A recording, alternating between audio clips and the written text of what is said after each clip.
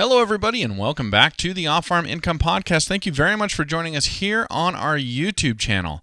Well, it's been a few years since I've talked about equine massage and everything to do with the whole body working aspect of working with horses. But in episode number 860, I get to speak with Liz Cornell, coming to us from Florida, talk about all about her and her husband's business and how she incorporates full body work into working hand in hand with horses. Really interesting interview. We're going to get it started for you right now. Liz, welcome to the show. Thank you so much for coming on today. Thank you for inviting me, Matt. Hey, my pleasure. I am happy to speak with you. And, you know, I interview a lot of people that own or work in different agriculturally based businesses on the show. And it seems like for me, it's been about 3 years since I've spoke with somebody who is involved in equine massage. And it's a very, and I shouldn't limit it to just massage. I know there's a lot more to it, and there's therapy involved, and there's a ton to it, and we'll let you talk about all of that.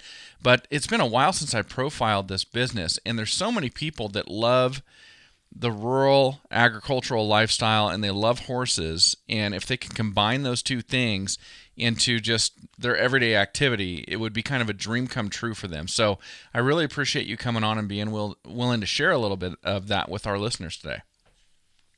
Great, no problem. Okay. Well, tell us your history. Tell us a little bit about you. I know that you so I've got written down here in my notes, I've got dressage written down, and I've got editor written down, but am I wrong about that? Is it publisher or is it editor? Both. Okay. I was the editor-in-chief and publisher of a horse magazine that I launched in 2009. I had it for 10 years, and I closed it over a year ago. Okay. But it did make it for 10 years, and the print industry is tough. A lot of publications have gone out of business in the last, 5 years. Sure. But yeah, I did do that, which I mostly did off the farm here out of my home. And I had writers around the country. But the magazine is called Warm Bloods Today. This was our last issue. I figured I'd have one here. Okay. A little shiny. Sorry. No, that looks great. Camera. But yeah, it was a sort of a breed magazine about sport horses and the breeding and the competing, a little bit about training. But it was about that industry, which is a real growing part of the horse industry. So, okay. So I did that, and I was in the publishing world in high tech for many years prior to that, many years going way back. Okay. But I've always been a horse person since a child, like a lot of ladies. I've been horse crazy since we were 5 years old, and had horses in high school, and as a young adult, I got my own horse after college, and I've been doing it since. I started riding dressage 30 years ago now, this year. And tough sport, great sport. But that is that really gets you to bond and get that connection with the horse when you ride. So dressage is a real popular sport now in riding. So that's why the Western people are doing it now. You've got Western dressage. We've got gated horse dressage that's actually starting to pick up, cowboy dressage, and then, of course, the regular dressage. And so it's really a great foundation for all disciplines. Eventing has always done dressage. So that's been kind of my love with the training aspect. But that was never anything I did full time. I was never a full-time dressage trainer or anything like that. I'm a competitor, and I do teach and train a little. What does dressage mean? You're talking about all these different types of dressage. What does it mean? Okay, well, the real core meaning is a French word which just means training, or the training of a horse. Okay. That's what the word means when you translate it. Okay. But it's a whole system of how you start a young horse and bring them along, and it's how you ride with your seat and your legs and your hands, all your aids. It's a certain way so that you do a lot less and the horse does more. So the horse can eventually learn fancy movements and all kinds of things. And it is an Olympic sport. It's one of the sports at the Olympics. So it's become really, really popular.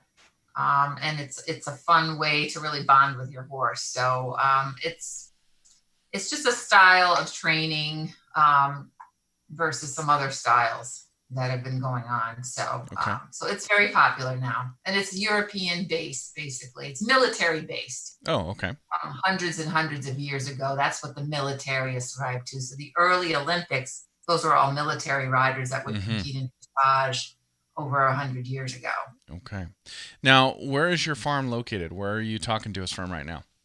I'm in north central Florida between Ocala and Daytona. Okay. So I'm east of Ocala. Is that big horse country there, North Central Florida? Oh yeah, Yeah. yeah. Most of Florida now is pretty Okay. horsey.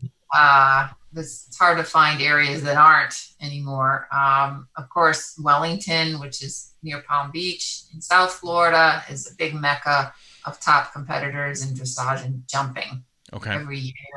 And Ocala's picking up. Ocala's really going crazy because the World Equestrian Center, it's a mega building project going on right now, is opening up, and it's top of the line, state of the art um, arenas and housing stabling for the horses. And that's in Ocala, and that's a big to do. That's happening. That's opening January of 2021, Mm-hmm. which is around the corner.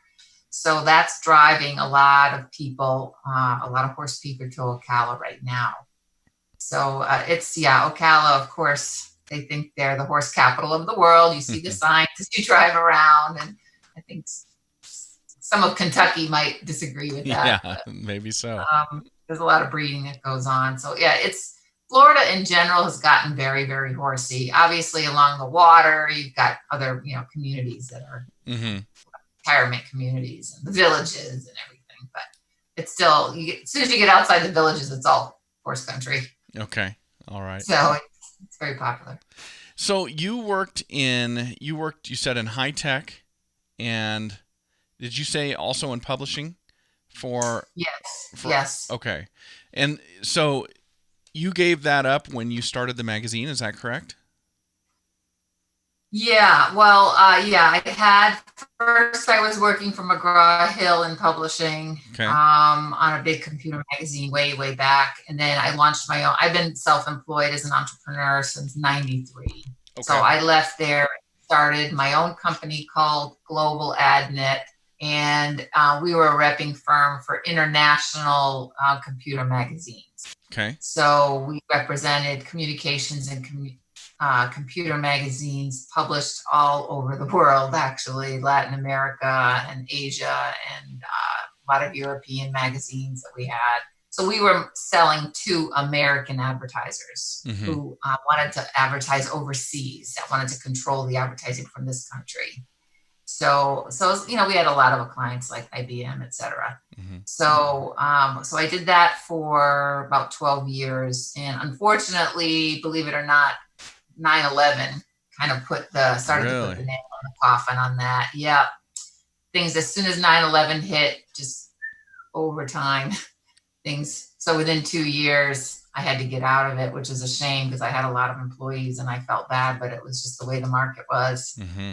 happening at the time. So yeah, that was kind of sad. So after that, I did have a computer business for 4 years, which I then sold because I didn't really like it. It was a scanning business. Mm-hmm. I did that. And from there, I went, always having horses in the background, of course. And then I went into the publishing of my own horse magazine Your own for horse 10 magazine. years. And then from there, I've launched into the body work. I'm kind of a natural, it was a natural fit for me. Okay. So that's how it all landed into the body work. Okay. Now, when you were publishing the magazine, was that your full-time job? It was about 25 to 30 hours a week.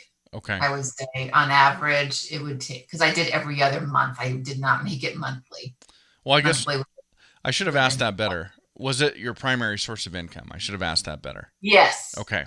It Okay. was my primary source of income. I was teaching riding on the side as well. Okay. Occasionally might have a boarder on the farm or something. A horse might come in to be rehabbed or trained or Okay. something occasionally, but I was not out trying to be any kind of big trainer. I didn't Okay. want that life, to be honest.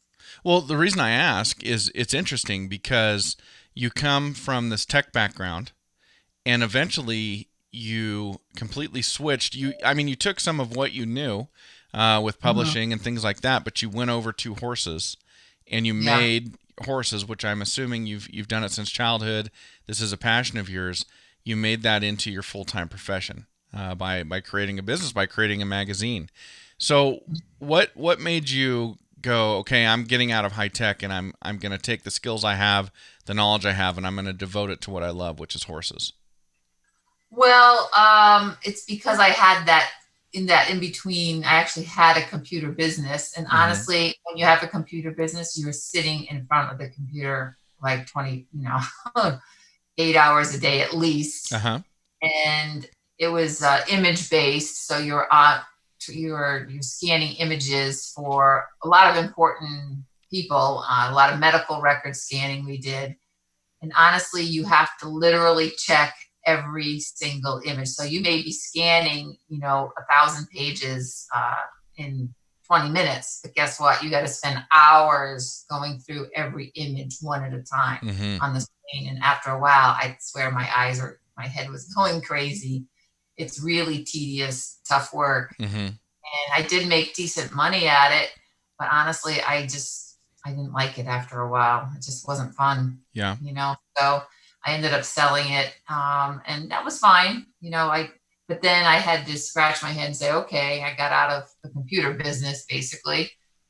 What do I do next? And it's like, well, I know horses, I know publishing. I guess I'll try and marry the two and see what I can Okay. come up with. So Okay. that's how that happened. Okay. So that's how that happened. And you did that for 10 years. And then it seems like the evolution of that is now the business that you have now. So eventually the publishing of the magazine ended. And so that left you needing to continue working or wanting to continue working or a Oh combination of the yeah, two. I need to have still have a career even though I'm in my late 50s. I still need to work. I plan to work into my early 70s. I don't really want to stop Yeah. just because I'm not the type to sit around at all. Uh I huh. like to keep very busy. So it was kind of a natural. I had researched while I had the interesting thing about publishing a horse magazine is you continue to learn a lot because you interview a lot of people Uh huh. around the globe we did. And one of the things I did interview was Jim Masterson with the Masterson method. So a lot of people are very familiar. I Okay. watched his videos. I read his books, and I really started to play around with the Masterson method. That's a particular type of massage, is Okay. what that is. And so, because I had done that article and I'd done the research, I was very interested in the results it was bringing with the horses, and so it was becoming a popular method of massage. So, and I did that with my own horses, while I published the magazine, and it really stuck with me, if you want to say. So Mm-hmm. when it came time to close the magazine, it was kind of a natural fit because I really wanted to do more than just Masterson. I wanted to learn all kinds of techniques and therapies. So that was sort of what got me intrigued into doing this line of work now. Okay. Yeah. I interview a lot of entrepreneurs in agriculture on this show, and I find myself from time to time getting done with an interview and going, I want to go start that business. I learn a lot too, and there's so many interesting things to do out there. so so you learned about it, and you decided this was the fit for you, and so you went out, you started learning more, started developing the business, and then how did you launch from that point? How did you get this business started? And I should refer to it as Proven Equine, correct? Yeah. Now, while I had the publication, one of the things my husband really got into, I helped him out, was we did launch a business called Proven Equine. I should Okay. have mentioned that too. And he does 90% of it, and I help him with it. Okay. I just didn't have the time. And basically, we sell specific supplements for horses Okay. that we know work for our own horses. Mm-hmm. That's why we call it proven. In our minds, it's been proven to work, so we Right. call it Business Proven Equine. So it's an online business store, retail, online retail. And so we sell, our number one seller is something called Animal Trace Minerals. It's a chelated trace mineral product that really helps horses' immune systems and their feet and their coats and their hooves. And I can go into the long story of why it's a great product. I've been using the product 15 years, so Okay. I know it works. And most horses today are lacking the good minerals in their diet because the commercial food business is unfortunately not so healthy anymore with all the additives and everything. So horses really generally miss it from their diets. So anyway, so Proven Equine is already in the holistic supplement business. And so when I decided to do body work, which is, a holistic type of therapy, Mm-hmm. I'm just doing it under part of the business. It's part of the Proven Equine business. Okay. So And that's um, that way I'm actually doing it under the corporation. got it. Okay. So it's part of Proven Equine. It's kind of got its own, I guess, webpage. It's provenequine.com's /bodyworks, correct? Or bodywork. Equine dash bodywork. Yeah. If you go to the homepage, you can just click on Equine Bodywork Okay. at provenequine.com. Okay. Yeah. So you can see I have, maybe you've done that. I don't know. I've gone there. So yeah, actually you and I have interestingly similar stories, except for your tech expertise. I don't have any of that, but I have a farm, and when it comes to doing taxes at the end of the year, everything gets jumbled together between the podcast and everything I spend on the podcast, spend on the farm, all of that. It's all one big ball of me working in agriculture, promoting the podcast, promoting the farm. It all kind of just jumbles together like that. So it kind of sounds like it just made more sense for you guys to incorporate your bodywork business right into that.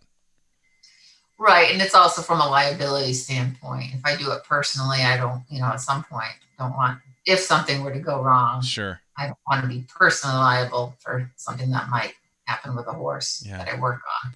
So when did you begin the Bodyworks business again? I started it a year ago. A year ago. I went to school in May. I basically took all the courses in May and June. By July, I was certified.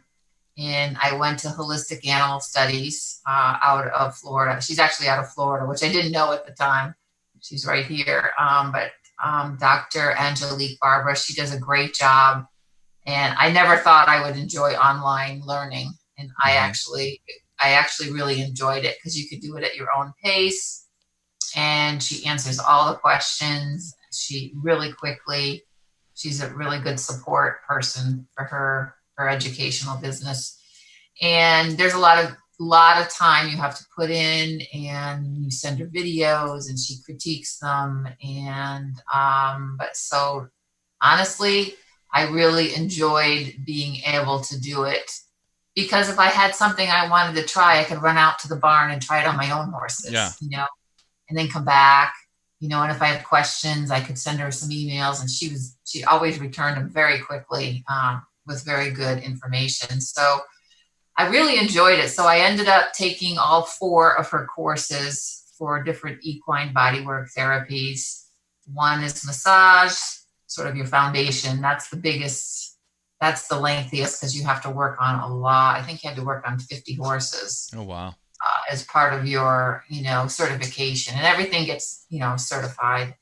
But it was really good for me, and learning the anatomy. I was pretty good with the anatomy, but I learned even more, going through the anatomy there. And the horse actually has 700 muscles throughout their body. So it's a complicated muscle system, let me tell you. So you never really learn all the names of all the muscles, because, maybe eventually I will, but I still refer to charts and graphs sometimes. So that's really your foundation. And from there, I was very interested in the cranial sacral therapy. And that's probably my favorite therapy of everything I do, because it really produces amazing results for the horses. And it's a therapy where, using your hands, you actually, start at their heads and you work your way down their whole bodies. That's why it's cranial to sacrum. And what you're doing is you're sort of opening up that channel of what they call cerebral spinal fluid that flows from the brain all the way down to their hind end, Mm-hmm. along their spine and everything. And that fluid, and I didn't know anything about it because craniosacral has been around a while, but it's been mostly done on humans. So the whole animal side of things, and you can do it with dogs and other animals too, not just horses. But it does a lot of amazing things for the whole central nervous system.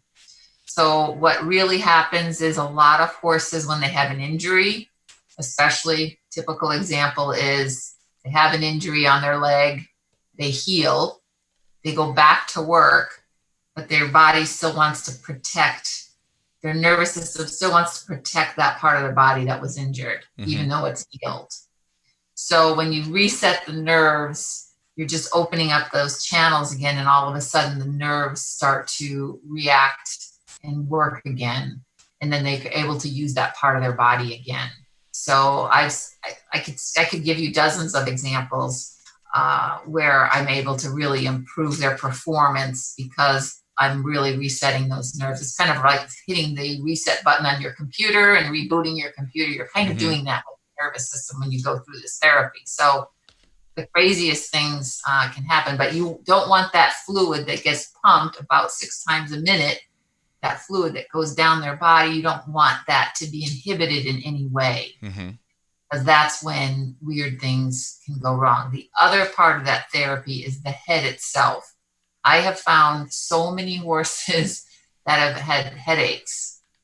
And when you do the cranial, once I reset their nerves, then I go back and I work on their head some more, because their head, I think there's about 22 bones in the cranium, the skull itself. And if you notice on the skull, it's got little ridgy sutures. And so those bones can actually get kind of displaced a little bit if they hit their heads, because horses hit their heads all the time because they have blind spots with their eyes, because their eye view tends to be more here. So they have little blind spots. So they often hit their heads. When they do, when they injure their heads, they can cause, if the cranium gets out of whack by one of those bones, then they get these terrible headaches, and the nerves are kind of crazy. So it makes them a little bit crazy. I can't tell you how many horses I fixed with headaches of some sort where they whack their heads. And people are wondering why they're mean and nasty, or they wonder why they're just neurotic and spooking at every little thing. You know, they react differently depending on the personality of the horse. You know, so, and sometimes there really is injury there that they don't know about, and the nerves have to be relaxed. So there's a lot of, that's one of my favorites. I also do body alignment using a snapper tool, chiropractic snapper tool, which I should have grabbed. And you go through their skeletal system and you help to align their body with this tool. So it's via soft tissue. So they call it neuromyofascial release. So you snap in the soft tissue and you're able to actually, let's say, put a vertebrae back in alignment via soft tissue. So you're not a licensed chiropractor, but you are doing that similar kind of work, just from a different angle. So I've had a lot of good results with that too. Mostly, believe it or not, aligning their pelvis and their scapulas. So that's been interesting. And so the fourth therapy then is kinesiology taping. If you're familiar with that, athlete, you often see that. You do that with horses, and I do it for a lot of sore muscles. I work on a lot of dressage horses that have a lot of sore muscles. And sometimes I really get to a strained muscle and I'll tape them up.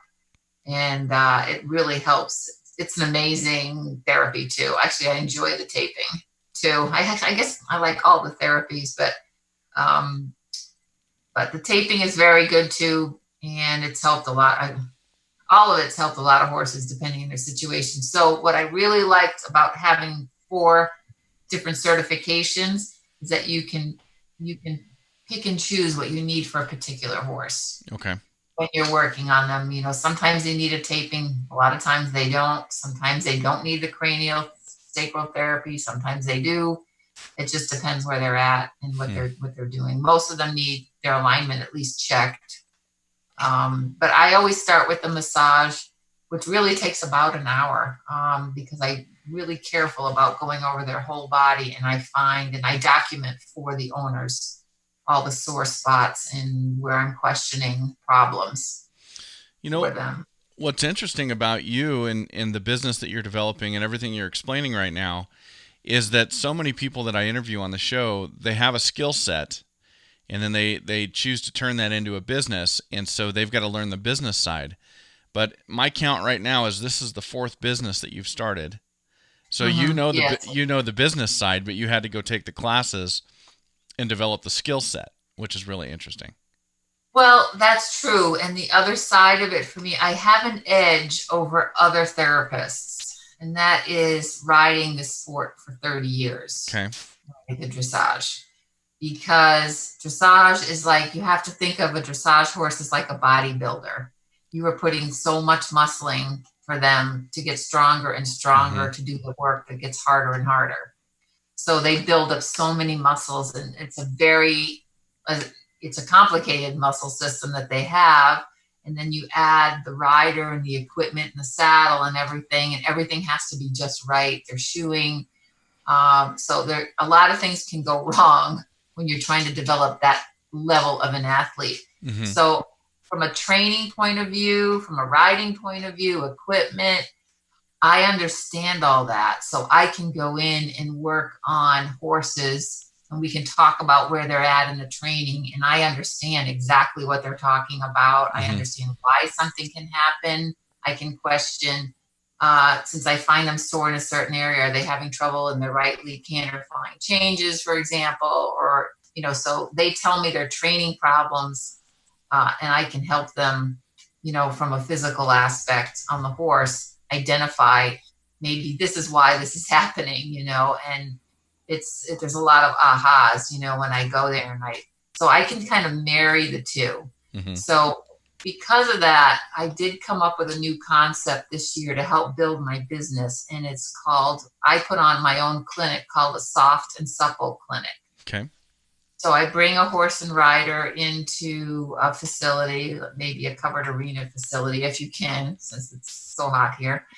And the rider gets 90 minutes. In the first 45 minutes, they come in with the horse untacked, and I do a 45-minute massage on the horse, and I identify all the problems, and then we put the tack on, and then the rider gets in the saddle, and I do a lot of stretching with the rider and getting the rider nice and relaxed and supple. And so then we marry the two, and then they're under saddle about 40-45 minutes working them, and I'm trying to help them all get very supple and relaxed, because that's really the foundation Hmm. of all riding, especially with amateurs. No one likes to jump on a horse that's hot and tense. Let's Okay. put it that way, because you don't feel so safe. It's a safety thing. And it's in our nature to want our horse to be nice and relaxed and happy to be working with us. So those clinics, and I'll bring in 4 to 5 people. That's all I can do in a day. They'll come in, and I'll do what I call the Soft and Supple Clinic. So that's one little side. It's one way of marketing what I do to Mm-hmm. help people out. And I help people with their horses. And that's what's so satisfying about all this. It's not even so much about making money, so to speak. It's really helping the horses and their Hmm. owners. It's really what's so gratifying. So, for somebody who wants to come to your clinic, the Soft and Supple clinic, are they Mm-hmm. hoping that when that's done, they've come up with better techniques so they can improve the performance of the horse? Yes, Or but the sometimes I identify the saddle's a problem, okay, uh, and sometimes I identify that. But yeah, they need to go home with techniques to help the two of them become more in sync and more relaxed mm-hmm. together, because when you're tense or the horse is tense, the muscles are tense. Okay, The muscles are tense, you're not able to work in a harmonious way together, in a soft way. Being soft and supple is a lot more fun to ride than a tense horse and rider.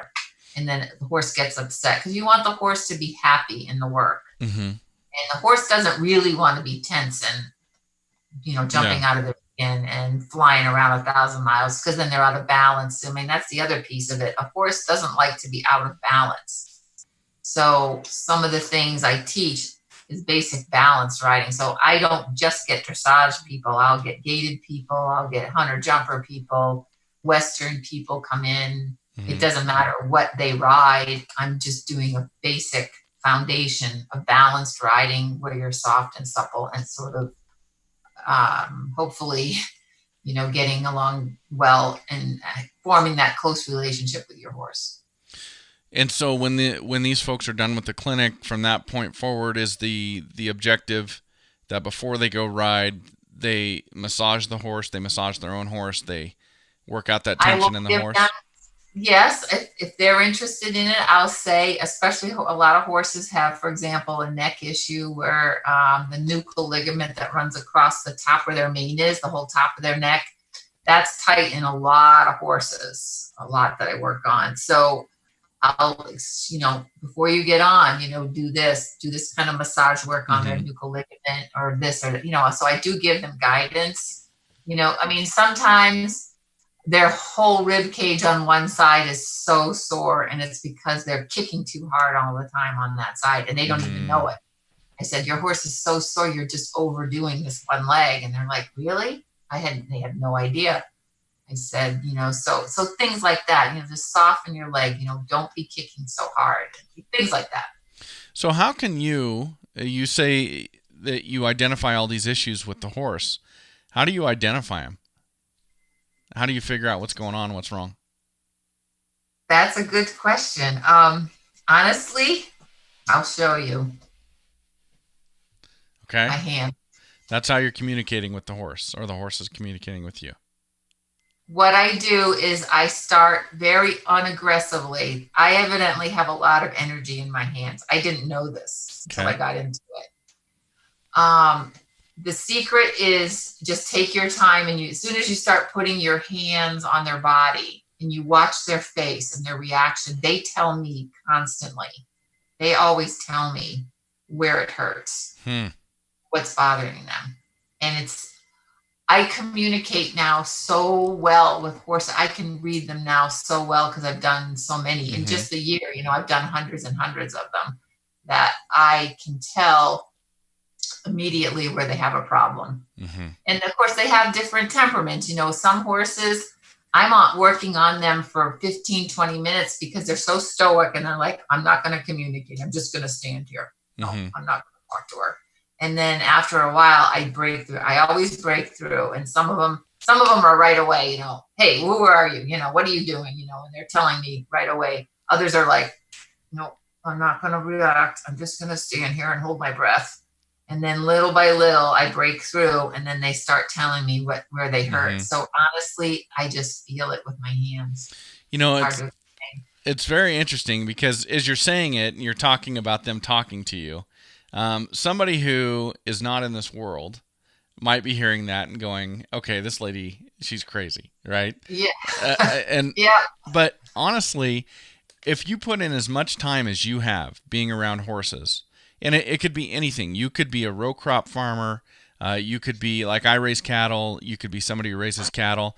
You develop over time. All of a sudden, if you trust your gut, you trust your intuition, all of a sudden over time, you sense that something is wrong, and then you explore it, and you figure out, oh, I was noticing something, or there was something there, and I trusted my instinct, and yes, we found a problem.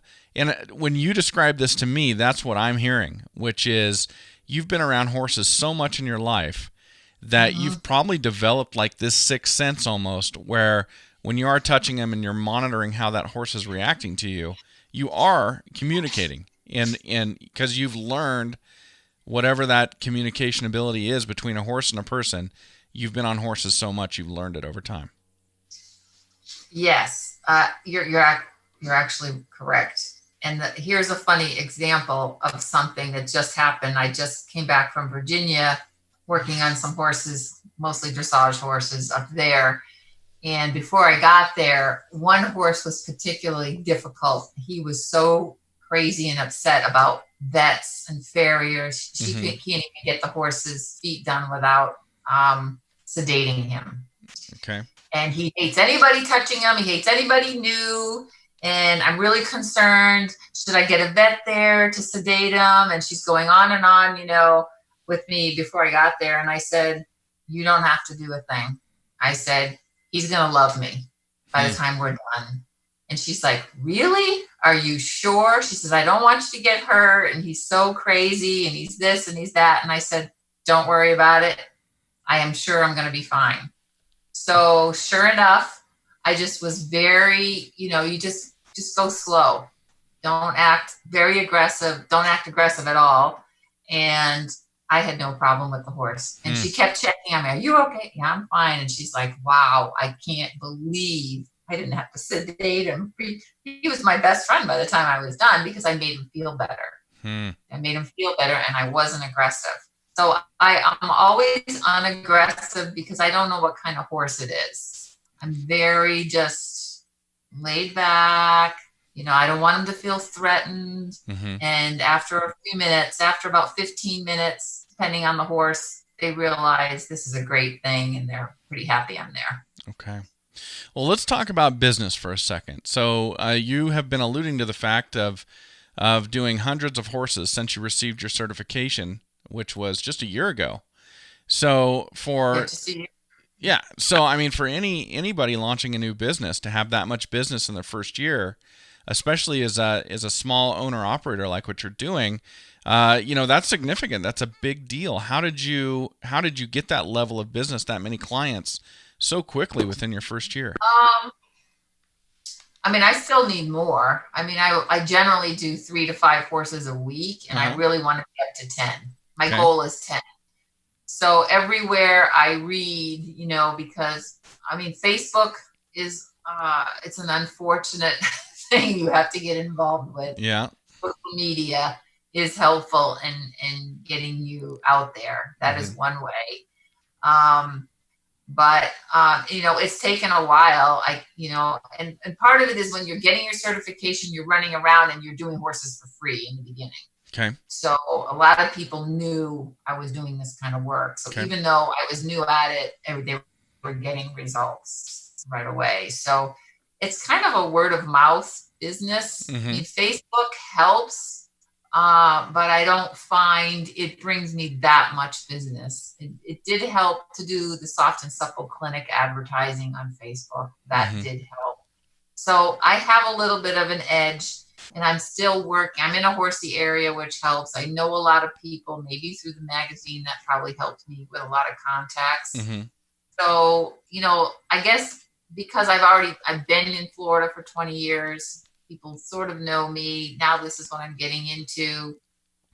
I'm a little bit already known as to who I am. So launching into this wasn't too hard, but in general, on the support pages for people like myself, we have our own Facebook pages. Everyone's saying it's a 3 to 7 year launch. Okay. It takes 3 to 7 years to really be a full-time equine body worker, which is true. If I'm only doing 4 or 5 horses a week, that's only, a day and a half of work.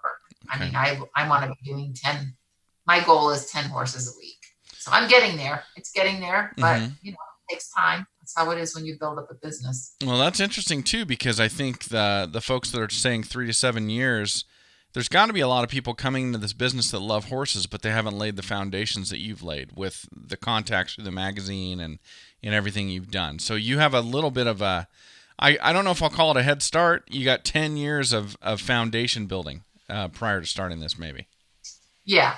And then the 30 years of the dressage has helped a lot. I feel sorry in a sense for girls that are starting in their 20s because they're enthusiastic, but they don't have the longevity that I have. So, but I'm sure they can do great if they just keep working. Keep at it, right?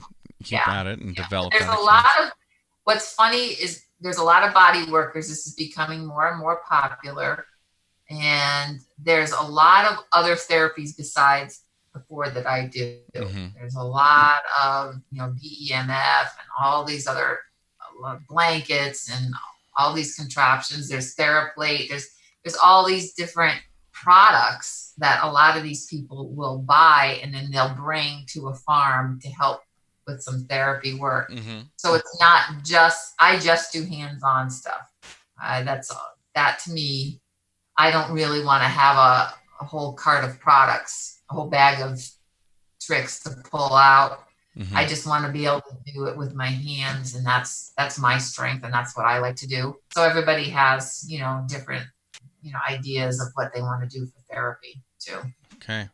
So are you a natural born entrepreneur? I mean, I know you worked for an employer for years and then you made a transition. So was that difficult for you, or was that easy? I guess it was pretty easy. A lot of people ask me how I do it, and I say, honestly, even though my degree was in computer science, I took a lot of good business courses. I took accounting. I took salesmanship 101 Mm-hmm. as one of my electives. And honestly, all those classes, marketing, all those things did help me branch off into being self-employed. So I always tell people, I don't care what line of work you want to get into. If you think you want to work for yourself, take some basic business courses too. Well, And that to me very important. Taking business law, 2 semesters of that was tough. What a tough class that was. But I learned a lot about contract. It was mostly contract law. And that's so important when you're self-employed. There's hmm, so many contracts and commitments you have to understand how it all works. So honestly, my minor in business and the courses I took really helped me realize I can do this. Because if you start your own business, guess what? You better be good at sales or you're not going to make it. that's true. That's You very have to true. sell yourself when you go Yeah. off on your own. So if you take a couple good sales courses or even some seminars or something, you'd be surprised how much that can help you and your Mm-hmm. confidence. Know when to be aggressive, when to back off. You know, there are different sales techniques. These are things you need to know. And then, incorporate that in whatever, line of work you want to do, whether you want to be a plumber or whatever. You need to be a good Yeah. salesperson, period. Well, you talk about the younger folks that are going into your field, and they've got a steeper uphill battle because they've got less experience. But I know there's going to be a lot of people that once they get that certification and they kind of hang their shingle out, they're going to think it just happens. And it doesn't. That's like 10, 15% of the work. Now you've got to get into sales and marketing. And if you can't be the person that goes, I hate sales, I don't want to be involved in sales, I just want to work with horses. You're never going to get Mm-hmm. a horse to work with if you're not marketing yourself and you're not good with sales. I mean, we all have to do that to some Yeah. degree or another. Yeah. And that was actually hard for me, even though I know, because now I'm talking about promoting me personally. It's Yeah. one thing to promote products or the magazine or, the advertising or whatever, my Mm-hmm. medical scanning records. I could promote all that till the cows come home. Right. No pun intended. So, but to promote myself personally, that's been actually a hard thing for me to Yeah. do because I tend to be a little bit on the modest side. So, Uh huh. Oh, I know. I know. I mean, here I am. The first time I ever recorded a podcast, I sat there recording it in a room by myself. Nobody was listening. It's pre-recorded, and my face is beet red because I'm sitting there going, "Who in the world am I to put yeah, something out there and expect people to listen to it?" So, yeah, I totally yeah, understand. I totally yeah, understand. yeah, that's the hard part. Well, Liz, this is great. I love profiling the business. I really appreciate your time. And you've got a whole, well, you and your husband on the other side of the business, you've got a whole line of supplements to sell to Hmm. help people with their horses and things like that. So, for folks out there who would want more information, where do they go? What's the best way to contact you if they'd like to reach out? Well, the easiest thing, of course, is to go to the website, www.provenequine.com. and you can see the supplements. You can click on my Bodywork. You can certainly give us a call. I mean, one of the things I will mention is that thanks to the magazine, and once I did an article on the whole food diet for horses years ago, and I interviewed a lot of competitors and farm owners that actually switched their horses to the non-traditional commercial feeds, and they would make their own feed, which to me sounded like a daunting task. Oh my gosh. Honestly, it was not a difficult thing to do at all. And the health benefits of not using the commercial feeds was amazing. And as soon as I researched that article and interviewed people, I said, you know what, I got to do it for my own horses. And I was already into the minerals that we sell. So it was a natural progression for me. And I can't even tell you how much healthier my horses. I mean, they never have any health issues. I mean, especially in Florida, the heat and the humidity and the bugs, the non-sweating that goes on. There's so many things that go on, and funguses. And Florida, horses in Florida, it's tough. It's tough for them to make that adjustment and live here year round. So honestly, you really need to be feeding them the best you can feed them.